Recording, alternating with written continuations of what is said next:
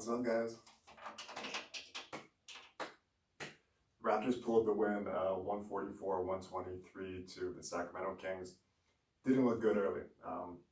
Going back and forth with Zane during the game after the first 43-35 for the Kings. Second didn't start off much better. It was like 75, 71 and a half or something like that. And looked like the same kind of game for the Raptors, to be honest. Terrible defensively. Now, Sacramento, like I said earlier when I did my 1 minute kind of pregame, I was saying that Sacramento is a terrible team defensively, and but one of the best rebounding teams in the league. And Raptors caught fire. Raptors 4 guard today. Let's go. Norm 2. Norm 6'4", but Fred, Kyle didn't play. Raptors something like 8-0 without Kyle in the lineup. Mind blowing, right? Malachi Flynn finally got some minutes. Terrence Davis, both those guys really good today. And Siakam, 17, 9, and 12, just the 1 rebound away from a triple-double. Didn't look really like he was in the flow of the game, but still had a good game. 7 for 11, shot a good percentage. Some questionable decisions at times, but like I said, the Raptors ended up getting the win. Chris Boucher, 23 and 10. We know that he can't play against guys like Embiid, and there's just certain matchups he's not going to do too well against. Now, Hassan Whiteside, I'm going to have to go back and check. I didn't see him check in the game at all. Didn't play a minute. Kings probably could have used him a little bit because the Raptors kind of had their way in the paint. But, to no avail. And I talked about the Raptors not being a good team, and it was just statistically a fact. This team was 1-6 going into today's game, and the only team in the league with 1 win. Now 2-6. And tied with Detroit, who actually, you know what? Detroit won today. So it's showing 2-7 on the app, and I'm pretty sure they're 3-7. Washington lost. Minnesota also 2 wins. Still Raptors in the bottom of the standings across the league, 2-6. But I guess something to build on for the Raptors. Schedule, like we have mentioned multiple times, not really getting too much easier at Golden State, who I'm going to talk about in a little bit. Came back and had a huge win against the Clippers when they were down like 20, 25 points the entire game. And Steph Curry looking like the old Steph Curry. I don't know why everybody was kind of shitting on him for the longest time. He has like not much help there. It's really hard to watch Kelly Oubre play, but I'll get back to that. Back to the Raptors. Look good. Fred, incredible. I think Fred's going to be an all-star this year. He was, I guess, a snub last year. With Kyle missing some games, he was thrown in there and was averaging, I want to say like 18 or 19. Fred should average close to like 22, 23 this year because he's, I think by far their best shooter of guys that is going to play consistent minutes, not including guys like Matt Thomas, but really good in the pick and roll, really good when he sets his feet to get the 3 off. And of course he's going to have his bad game shooting, and Raptors fans kind of need to understand that when guys are having bad games, like people like to rag on Kyle or Fred when they're having bad games, as long as it's not habitual and taking a lot of bad shots, that's fine. This is going to happen, and this is just part of basketball in general. You're going to go through some stretches where you're not shooting the ball great. But Fred always, and I made a video earlier, getting to the rim, and even if he's not, throwing up shots at the rim, collapsing the other team's defense, sucking guys inside, kicking it out to other teammates, and then putting it in their hands to get open shots or maybe create something on a switch. Other than that, I think that's pretty much it. I want to give credit where credit's due. Like I said, Fred was great. Norm bounced back today. Like I said, he was due for a game. This is probably by far his best game of the year. Who else? Len started the game.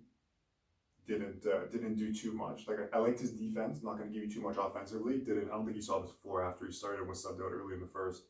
But yeah, Boucher, if the matchup is in his favor and it's not too bulky of a center, he's going to play. He's going to block some shots. He's going to shoot the 3. He's going to alter a lot of shots as well. His defense is pretty decent. Other than that, I think that's pretty much it for the Raptors. Positive note, end up winning today. Schedule coming up. You got Golden State on Sunday, back-to-back, going to Portland on Monday. 2 games with Charlotte, and then it gets kind of tough, right? You got Luka Doncic in Tampa, home game. 2 games in Tampa again against the Miami Heat. Going to be tough.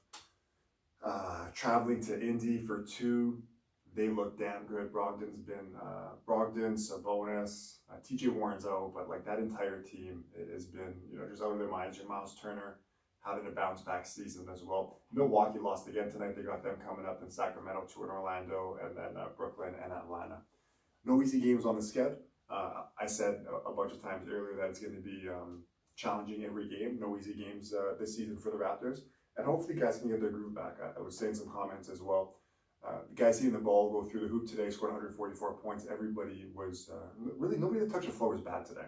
Everybody saw the ball go through hoop, and hopefully their confidence is going to be a little bit higher going to the next game. So hoping that the Raptors can kind of continue with that. I still don't think that this team is much of a contender. That's not really saying much, but they could sneak into the playoffs. Like I said, they are last place in the Eastern Conference. So there are a lot of teams to jump in a short amount of time with a 72-game season. Is it out of possibility? Is it out of their chances? No, I don't think so. Like they could actually come back and maybe make 8th spot, but it is going to be really hard. Starting off 2-6, got to play probably like win 60% of your games going forward. That's going to be really tough. But we're going to watch. We're going to continue. We're going to kind of critique and point out the good and the bad with the Raptors, like I've done. I don't want to come on here and shit on the Raptors. I'm just going to call it like it is. Talking though about Golden State and the Clippers. Don't want to do Raptors all the time, but I will mention them, like I said, when they were playing games. Paul George today put up some stats. I'll go through the numbers. I'll pull it up as I'm going off, but just there's a lot of plays that you see with guys on the Raptors that make winning plays. Things that aren't necessarily in the scoreboard, hedging on screens, closing out on guys, altering shots, going after loose balls. This Clippers team, and Igor kind of touched on this before, when they took Golden State to 7 games 2 or 3 years ago now, whenever Durant was there last, I guess it's one of those 2 or 3, that team was like a worker mentality kind of guy, put on your hard hat, boots, go to work. They don't have that anymore, and I said that last year. Now, I want to preface this by saying that before the bubble happened, I was confident, and I'm not confident that the Clippers were going to win the championship. Bubble happened, guys didn't end up liking each other, and it's been all kind of downhill from there. Now, some guys have left like Harrell and such, but this is still a team that's kind of working on their, not character issues, but just working on figuring everything out.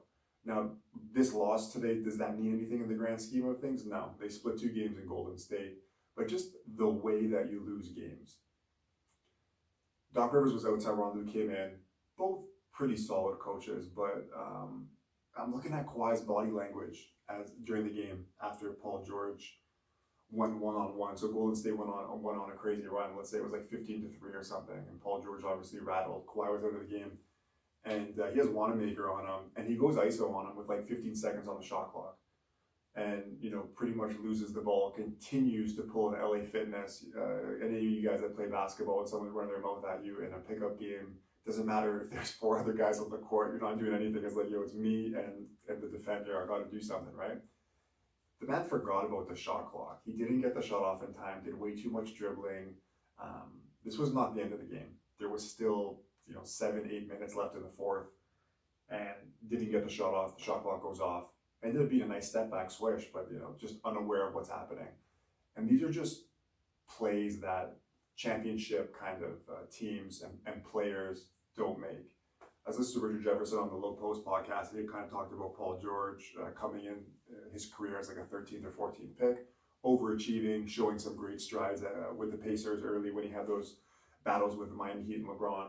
And then, to what's kind of transpired since he's left there with OKC and now with the Clippers and way off P from playoff P. And it's just, he's going to be judged based on the 83rd game and going forward in the playoffs. The regular season is not really a question. He's going to end up averaging, your 27 and 3 or something like that, shooting 40% from the 3-point line.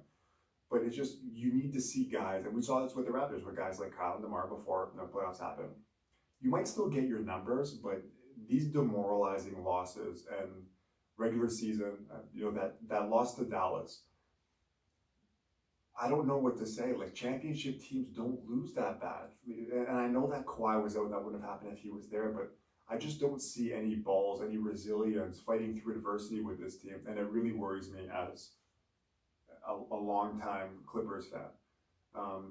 Now, do I feel as attached to the team, or do I feel as attached to the team as I did before? No. Ever since Kawhi got there, I haven't felt that same kind of connection with them. But for LA fans, anyways, to get back to it, the Lakers working out some kinks. Like with LeBron and Anthony Davis, they're really resting for the playoffs. They're going to get a top 3 seed. They'll be fine with Schroeder and Harrell there. Plenty of scoring to go through even when those guys are off. They ended up squeaking out a win today against Chicago, who's been really good. I'll talk about them with Igor. But yeah, no, worried about the Clippers. Don't know if they have what it takes just based on the guys they have on their team. Kawhi will really have to put his team on his back and do like a miraculous job with these guys in the playoffs, because you know that when the playoff comes, Paul George is just not going to be that top level guy. He hasn't shown it through like 10 years of his career. Anyways, that's going to wrap it up for today. Big win for the Raptors, go to 2-6, and going to be paying attention to their road games coming up. And we will talk about that and the rest of the NBA with Igor tomorrow on Saturday. I'll have that podcast up for you guys later. Have a good night. Congrats, Raptors, and let's celebrate.